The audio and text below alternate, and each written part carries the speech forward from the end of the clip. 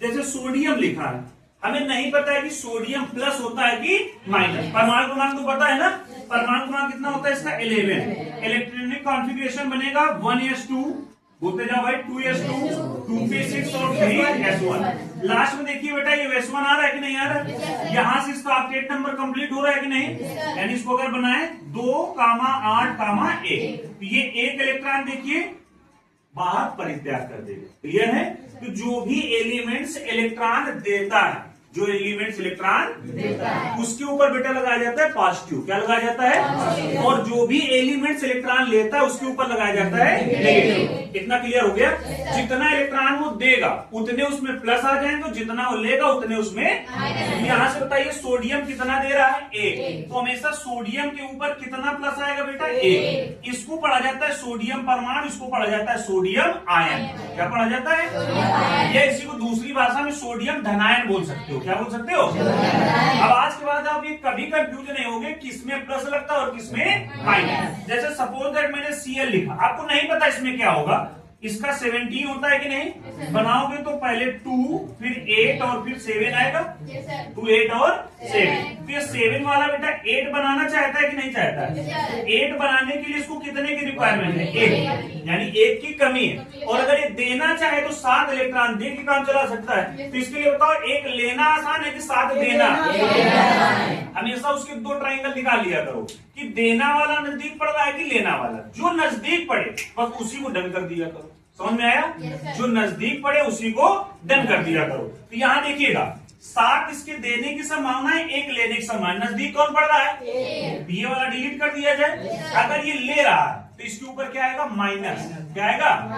तो Cl के ऊपर ऐसे 1 माइनस लगा दीजिए। बताओ आराम से बेटा बन गया कि नहीं बन गया? जैसे आपका लिखा हुआ है ऑक्सीजन, परमाणु क्रमांक कितना होता है? 8। हमें नहीं पता है क्या बनेगा, तो 8 का इलेक्ट्रॉनिक विन्यास बेटा कितना बनेगा? 2, 6। अब इसके बाद देखिए 2 संभावना है, 6 किसी को दे दे या 2 इलेक्ट्रॉन किसी से ले।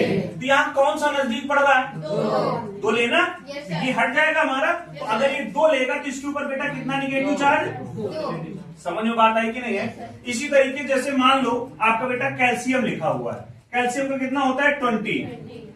2, 8, 8, 2, लास्ट में 2 फिर से बच गया।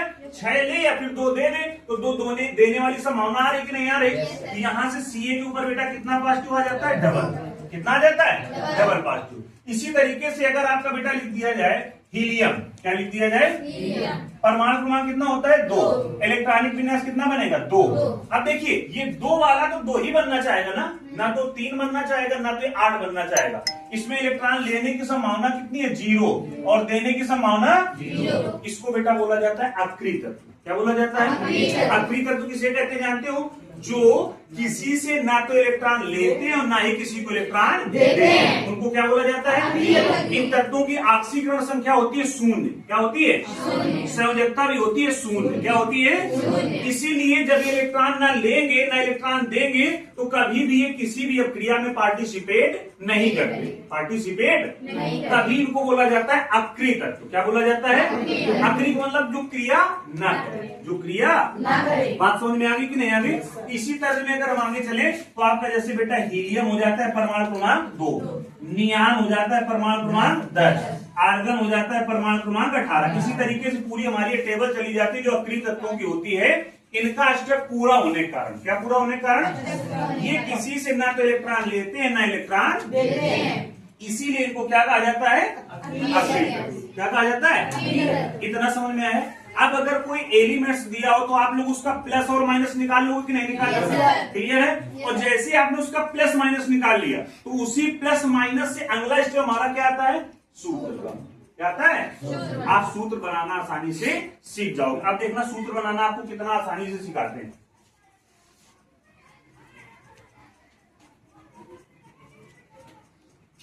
जैसे आपसे कहा जाए Na और Cl में फार्मूला बनाओ, किसमें बनाओ? Na और Cl में। तो आपने ऐसे बेटा लिखा Na और ऐसे लिखा आपने Cl। तो Na में आपको पता था अब ये माइंड में कैलकुलेशन करना है, टेंशन नहीं करना है। यानी का परमाणु क्रमांक कितना था 11, कितना था क्या बन रहा था 2, 8 एंड 1, कितना एक्स्ट्रा था 1, तो क्या बनेगा पॉजिटिव। इसका क्या था 2, 8 एंड 7, कितना कम था 1, क्या बनेगा यानी के ऊपर कितना प्लस 1 और Cl के ऊपर कितना माइनस 1। इनकी संख्या बेटा नीचे उतार दी जाती है, तो यहाँ पर कितना प्लस है 1, यहाँ 1 लिखा, कितना माइनस है 1 तो 1 लिखा और क्रॉस मल्टीप्लिकेशन हो जाता है ऐसे। तो इसमें 1 का गुना होगा तो बेटा ये नहीं रहेगा, इसमें 1 का होगा तो Cl होगा, क्या बन गया। और इसका नामकरण बिल्कुल सिंपल है, Na से बेटा होता है सोडियम, क्या होता है सोडियम, और Cl से होता है क्लोराइड, क्या होता है तो नाम क्या बन गया। अब फार्मूला आपको याद तो नहीं करना है, नाम क्या बन गया सोडियम क्लोराइड। और Cl के दो नाम होते हैं, जब अगर ये बीच में लिखा हो तो इसको पढ़ा जाता है क्लोरो, क्या पढ़ा जाता है और लास्ट में है तो बीच में है तो लास्ट में। अब यही देखना, हम दूसरा फार्मूला आपको बता रहे हैं। आज के बाद आप फार्मूलों में कंफ्यूज नहीं होंगे। मान लो जैसे आपको फार्मूला दे दिया गया Al और Cl से क्या फार्मूला बनेगा, Al और Cl से, तो Al का एटॉमिक नंबर बेटा होता है 13, इसका होता है 17, इसका बनेगा 2, 8 एंड 3 और इसका बनेगा बेटा 2, 8 एंड 7। तो यहाँ इसके पास कौन सी पॉसिबिलिटी है इलेक्ट्रॉन डिनोट करने देने वाली, कितना दे सकता है 3, तो कितना प्लस आएगा 3 और ये कितना 1 ले सकता है, कितना तो कितना माइनस आएगा 1। हमेशा प्लस पहले लिखा जाता है माइनस बाद, प्लस माइनस रिपीट अच्छा नहीं आ रहा आप लोगों को। Al और फिर ऐसे हमने लिख दिया Cl। Al के ऊपर बेटा कितना पॉजिटिव आएगा, Cl के ऊपर कितना निगेटिव आएगा 1। इसमें देखिए कितने प्लस आ रहे हैं टोटल, तो यहाँ 3 लिख दें, यहाँ कितने माइनस आ रहे हैं, ऐसे क्रॉस मल्टीप्लिकेशन हो जाएगा। तो Al में 1 का गुना होगा तो Al ही तो रहेगा और Cl में 3 का हो जाएगा तो Cl नाम Al से बेटा हो जाता है एल्यूमिनियम और Cl से हो जाता है क्लोराइड। तो फार्मूला क्या बन गया। अब अगर कोई आपको फार्मूला लिख के दे दे कि AlCl2 तो आप तुरंत पकड़ लोगे कि नहीं पकड़ लोगे, गलत लिखा है। फार्मूला पकड़ना समझ में आया कि नहीं आया।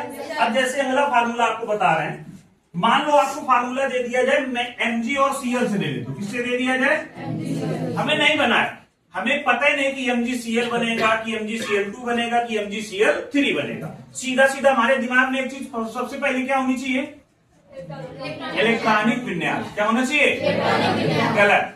इलेक्ट्रॉनिक विन्यास तब बताओगे जब परमाणु क्रमांक बताओगे, कब बताओगे, जब परमाणु क्रमांक होगा तभी तो इलेक्ट्रॉनिक विन्यास आएगा। तो परमाणु क्रमांक होता है उसको बेटा हम लोग डिनोट करते हैं जेड से, कैसे, और किसी भी परमाणु का जो परमाणु क्रमांक होता है वो उसकी प्रोटॉनों की संख्या के बराबर होता है। किसकी संख्या के, और प्रोटॉनों की संख्या हमेशा इलेक्ट्रॉन की संख्या के बराबर होती है। किसकी बराबर होती है, यानी जो परमाणु क्रमांक होगा वही प्रोटॉनों की संख्या होगी, वही उसके इलेक्ट्रॉन। इसीलिए इसको बोला जाता है इलेक्ट्रॉनिक विन्यास। क्या बोला जाता है, इलेक्ट्रॉनिक विन्यास, क्योंकि हमेशा परमाणु क्रमांक प्रोटॉनों की संख्या के बराबर होगा।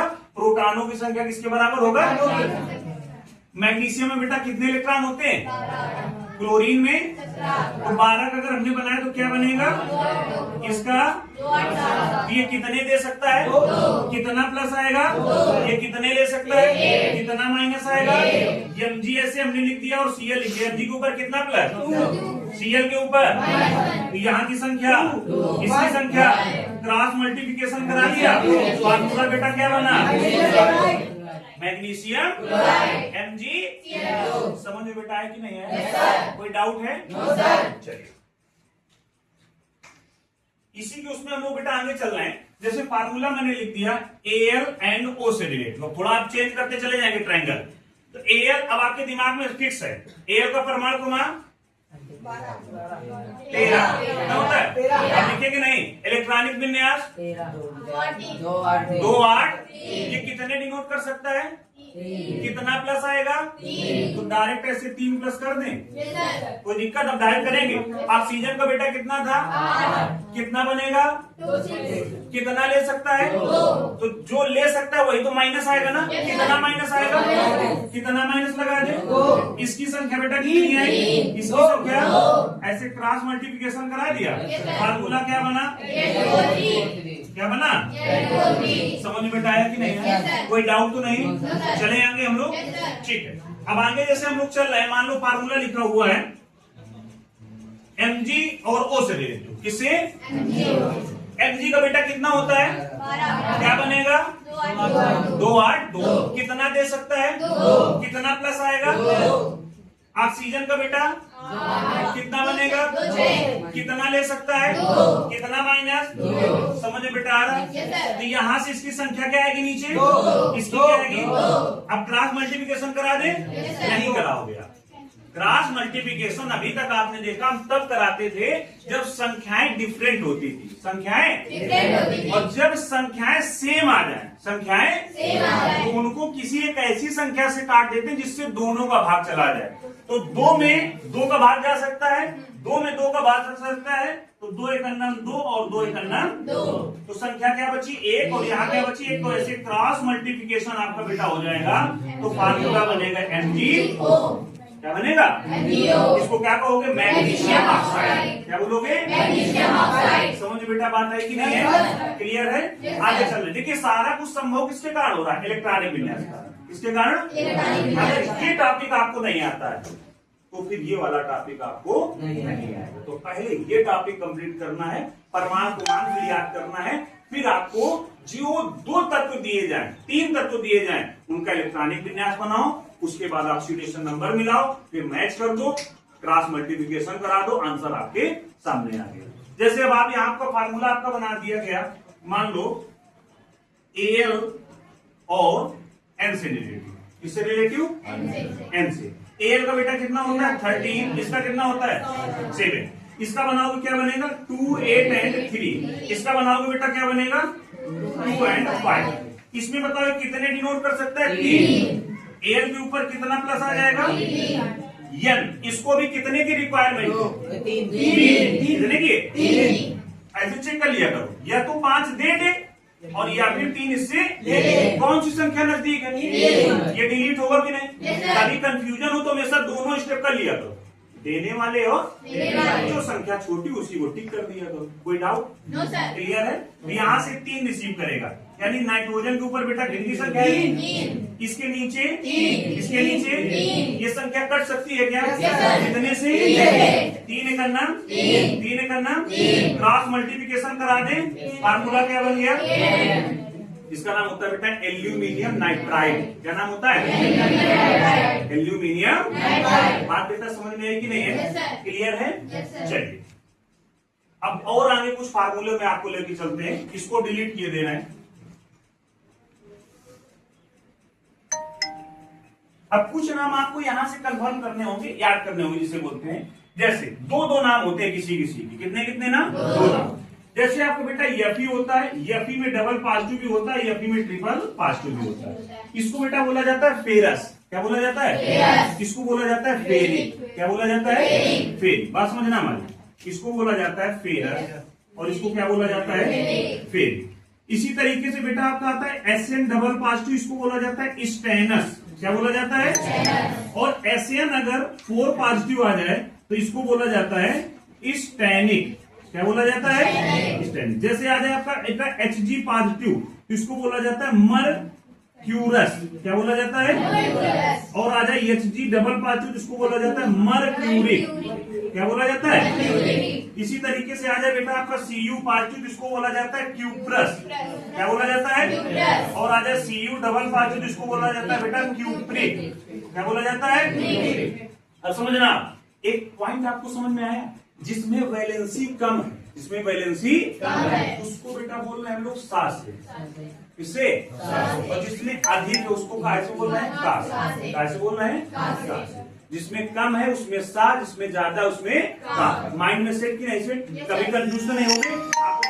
दिया गया Fe डबल पॉजिटिव, Fe फिर Fe ट्रिपल पॉजिटिव। तो डबल पॉजिटिव का मतलब